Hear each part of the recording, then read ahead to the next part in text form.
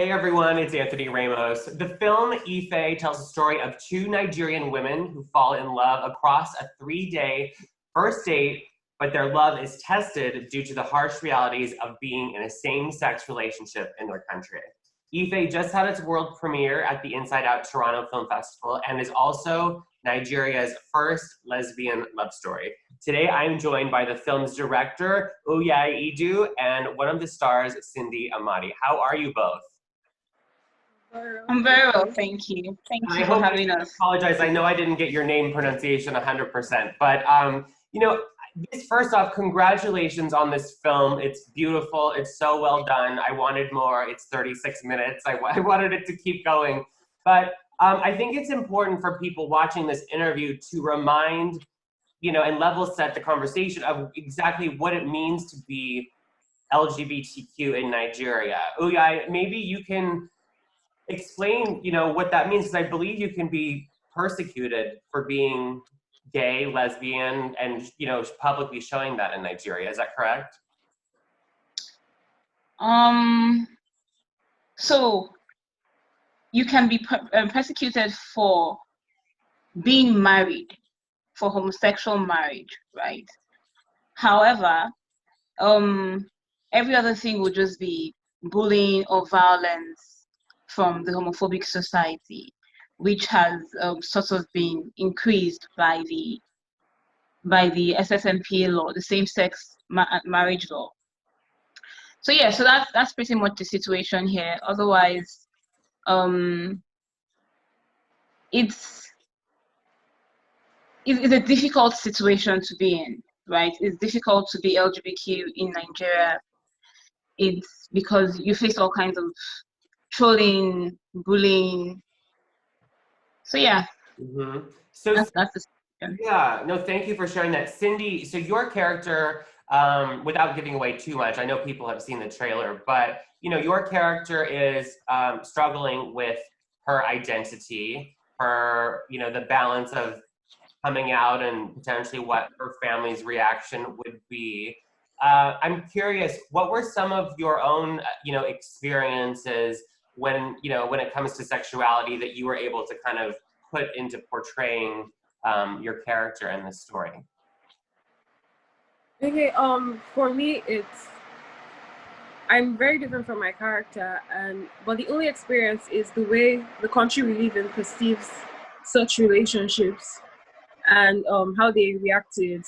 And also, if you're looking at the most Nigerian families as well, they want their daughters to get married to men, have families, and all of that. So it was easy to portray the character because it's a general thing that we see and experience, even if it isn't directly affecting me as an individual, people around me that I know as well. So that was some of the things that I was able to channel in my character. Have you gone through any sort of the bullying and the homophobia that Uyai mentioned, yourself?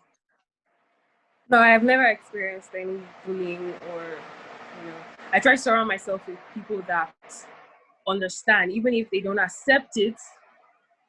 I mean, we understand our differences and how different we are as individuals.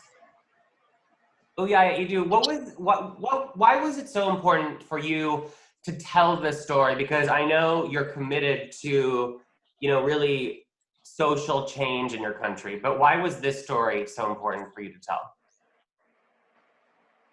This story is important because all stories are important. Representation is very important. And if we've spent our entire lives only hearing one kind of story or only being told one kind of story, then there's an imbalance in the way people think about the marginalized society, the ones who are underrepresented.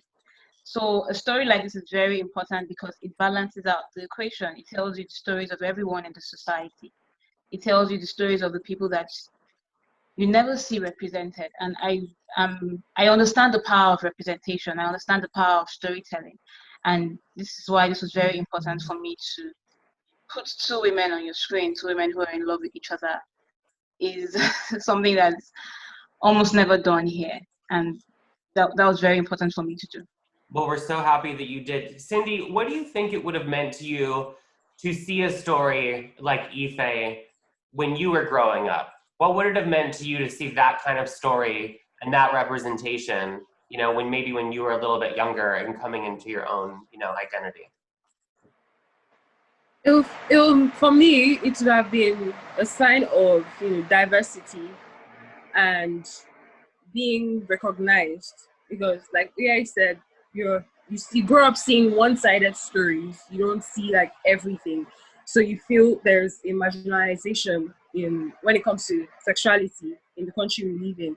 So growing up, if those kind of stories were told, more people would be able to relate and feel seen and heard. And Uyai, you filmed this in Nigeria, correct? Say that again, please. This was filmed in Nigeria? Yes, yes, it was. So what was it like for you to make a film like this, you know, kind of knowing that the overall, you know, thought around being LGBTQ in Nigeria is kind of not, you know, not so accepted. How did you go about, you know, creating this film in a country that, you know, maybe is a little bit less accepting to the content that was in the film? So first of all, we weren't breaking any laws by making this film. There are no laws against making these kinds of stories. However, I wasn't really thinking about the people who, I wasn't really thinking about homophobes. I was thinking about queer people in Nigeria.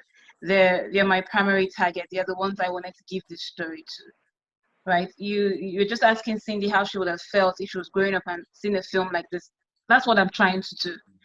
I want queer people, young queer people growing up to see this film and feel seen.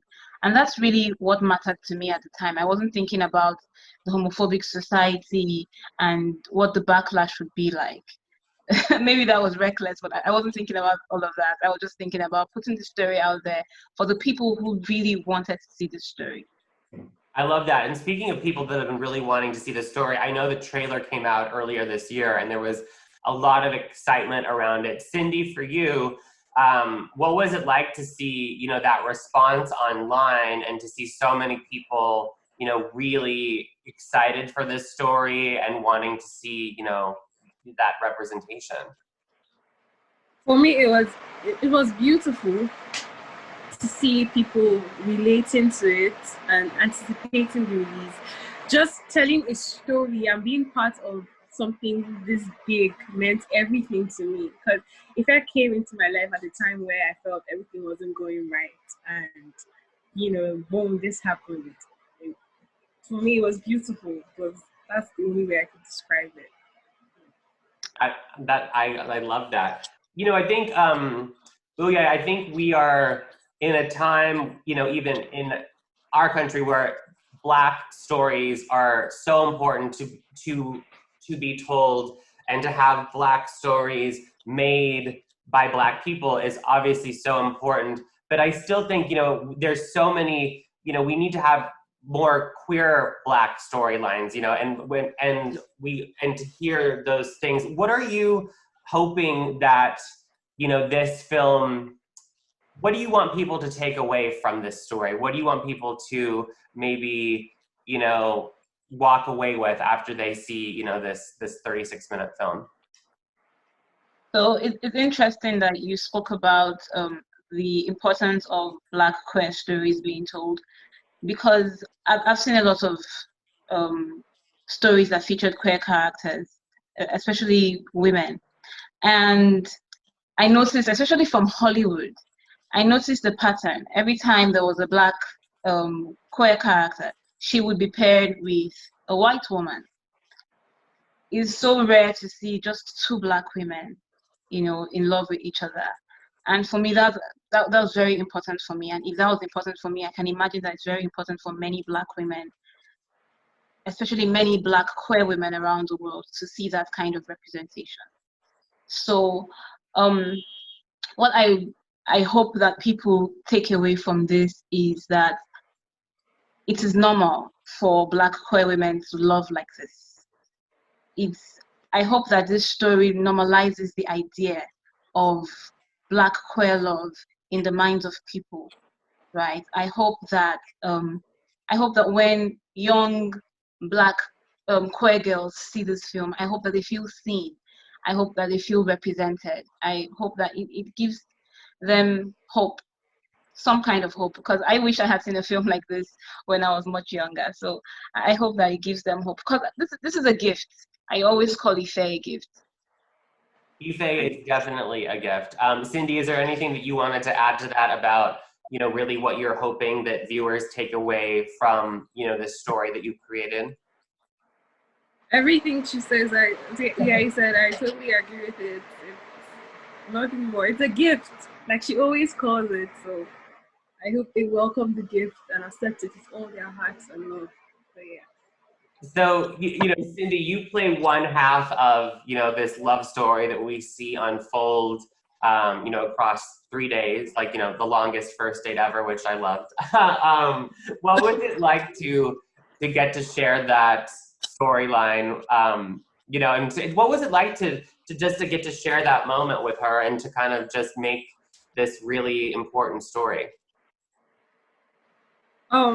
My character, Ife Uzomaka, is very professional, and she just the same way I felt being part of this beautiful piece. She felt the same way, so she made it easy for me to channel Adora and just be Adora. It didn't feel like, oh, I was acting. It felt I was leaving.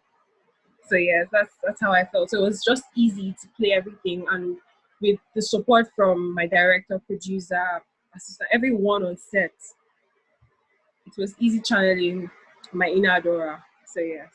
So the film, just had the world premiere in Toronto. Very exciting. I know it's going to continue to be at least 5 or 6 additional film festivals. So congratulations there. But how can anyone else, that's maybe wanting to check out this amazing story, how can they find it? Is it available online? So after the film has done its festival runs, it's going to be available online on Equality Hub TV. It's going to be a video on demand platform that's dedicated to Nigerian LGBTQ content. So Ife will live and breathe there and be available for anyone, anywhere in the world to watch. However, for updates on that, it would be best to follow our Instagram page, Ife_movie on Instagram, and then you get all the details about when the film will be out online and everywhere you can watch it. Great. We'll make sure to put a little link to that Instagram too, because I really want to make sure everyone finds it, because it's a beautiful story. So both of you, thank you so much for taking the time. It's been a pleasure to talk to you, and I'm crossing my fingers that perhaps in some time in the future there'll be a continuation of the story, because I want to know what happens next. So thank you so much. Thank you so much for having us. Really appreciate this.